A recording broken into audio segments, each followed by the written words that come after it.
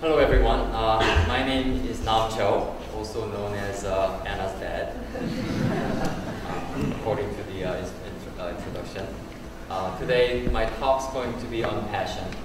About, I think a few weeks ago, Anna came home and said, "Dad, I'm organizing a TEDx talk. Do you want to speak?"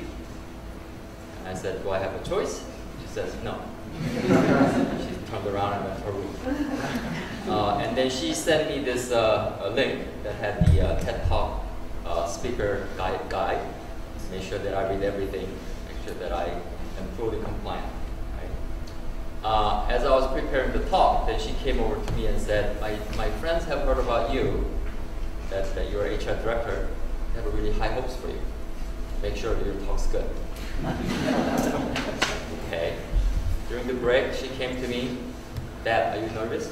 "I think I'm okay." And she goes, "You'll do great. The talk's going to be the best." Then I realized that I created a monster. It's going to be a future tiger mom. Alright, so I want to start my talk with a famous experiment that a lot of people are familiar with. It's called the Joshua Bell experiment. In 2007, Joshua Bell was asked by the Washington Post to conduct a experiment. So he decided to play his violin, which by the way is about $3.5 million, and go to this subway station and play his violin for about 45 minutes. And let's look at the video of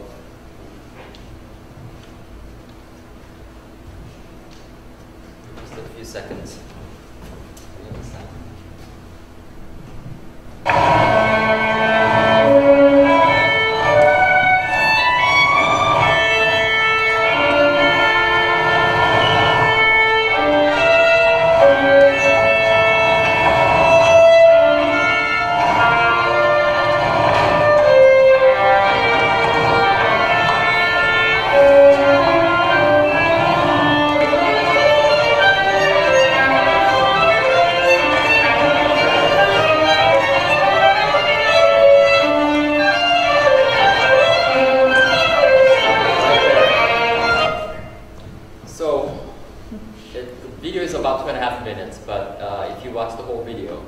See that not a lot of people have actually stopped and listened to him.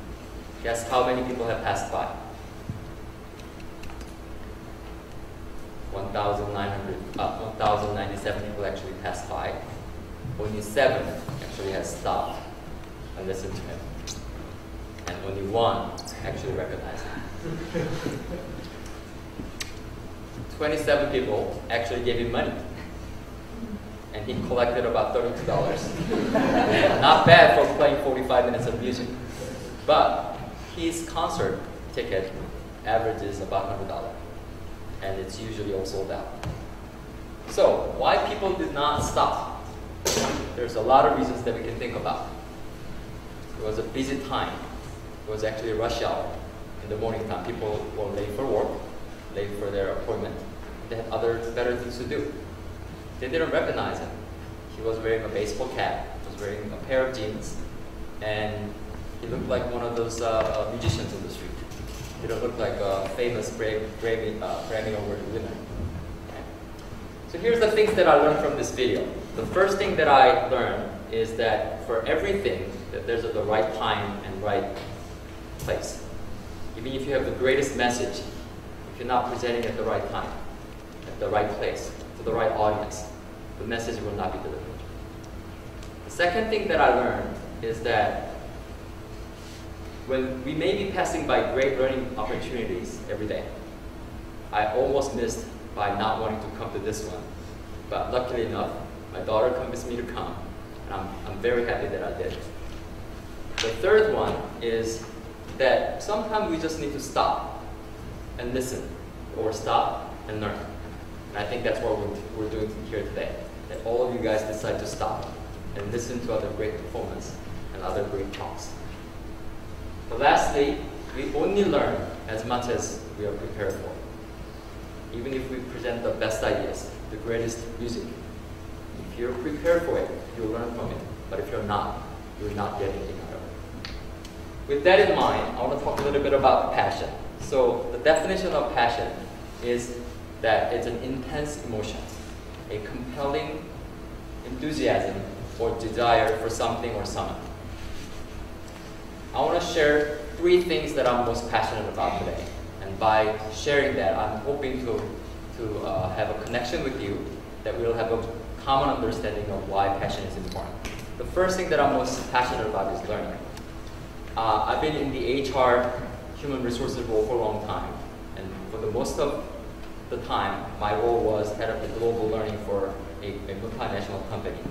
And what I did was to help people do their job better by helping them learn of the new technologies, new skills that requires them to be successful in their work.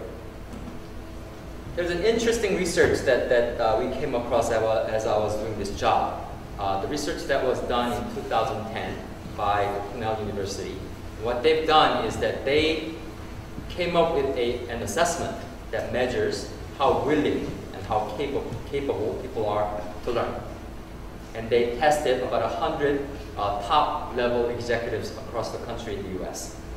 And then they compared that to the result of their performance and result of their own performance reviews. And they found high correlations between the two. And this was ice-breaking. This is a very phenomenal new idea and new information for many people, because for the longest time, people were looking for the one right skill, which is the most important skill for leaders. And they thought execution skills, communication skills, being collaborative, being able to create vision were the important skills, but none of them really had any statistically significant relationship to their success.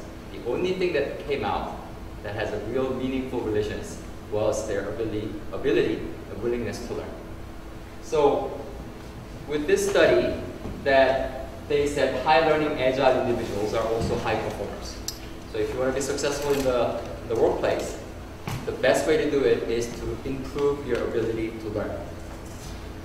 The next thing that I'm passionate about is people.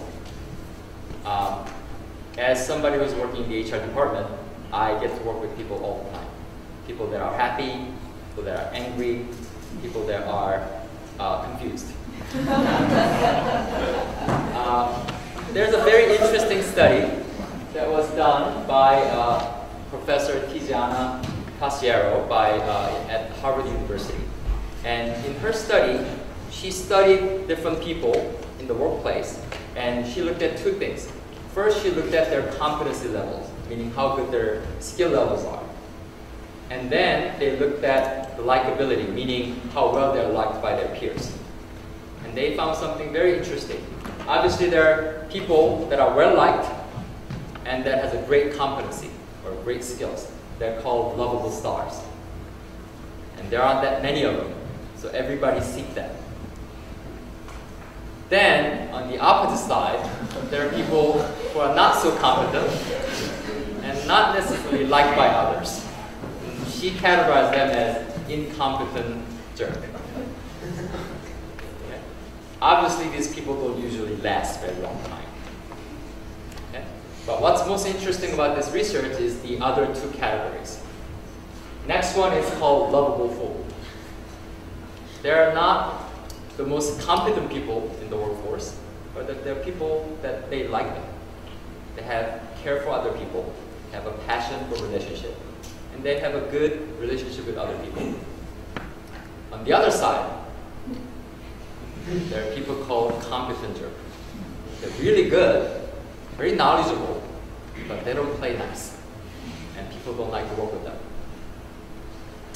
I see some smiles. I'm assuming that you know some of these people. Of course, none of them are here today. The lovable stars are here.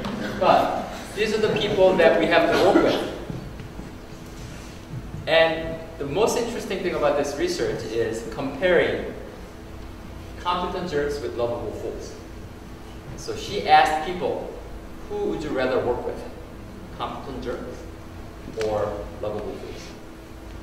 And most people chose lovable fool. The other thing that she learned is over time, Competenters lose their competencies because they don't have a good relationship. They don't get to work on great projects. Because people don't like to talk to them, they don't get the information they need. And they're slowly isolated by other people. And their old skills and old knowledges become obsolete and no longer useful. Whereas lovable fools, as long as they have passion for learning and keep on trying, they have more opportunities than competenters. People are willing to work with them. People are a little more patient with them. There are people who are willing to share and teach and coach and mentor them because they're nice people and they try hard. So, and these are the people that has passion for other people, that they care for others. They want to build good, strong relationships. And over time, that pays off. And that helps them become a competent, lovable stars. The last one is a passion for work. Do you know a person named Samuel P. Langley? If you do, that's great. If you don't, thank you. That makes my talk a little easier. This is the picture of Mr. Langley. Actually, Dr. Langley, for that matter. Professor Langley, for that matter. You may not know this person, but you guys probably know these two gentlemen, the Wright brothers. So in the famous TED Talk video by Simon Sinek, he compares these two people, or two teams, because they're the biggest rivals. They were inventing airplanes. They were competing to see who is the first one to invent the first airplane. Okay. Obviously, we know who succeeded and who didn't. So let's think about them and learn a little bit about their backgrounds and their circumstances. Mr. Langley was Harvard educated. He hired the best experts in the nation. He was a professor himself, and he had $70,000 grant in early 1900s, so that was a lot of money. But only after 2 failures, he quit. Whereas the Wright brothers, they were not formally educated, hired the people with passion. They worked at a bike shop. No fundings were available for them. And they were willing to fail more than 5 times a day. And that was okay. Why was that? Because they had passion for what they do. They believed that they are going to change the way people travel. They had a purpose. And because they were surrounded by other people with great passion, they were not afraid to fail. They didn't need any resources.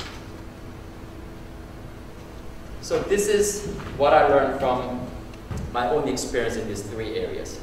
If you have a passion for learning, you'll be able to gain the skills and knowledges that you need to be successful and to do the job that you love to do. If you have a passion for people, you'll be able to gain great relationships and build networks that will open doors for you. You'll be inspired by other people that has passion. Lastly, if you have passion for work, then you'll be able to have great satisfaction, bigger drive to be successful, and you'll have a bigger chance to have self-fulfillment in your life. With this, I would like to thank all of you for taking the time to stop today and listen to what I have to say. And I hope that you enjoy the rest of the program. Thank you very much.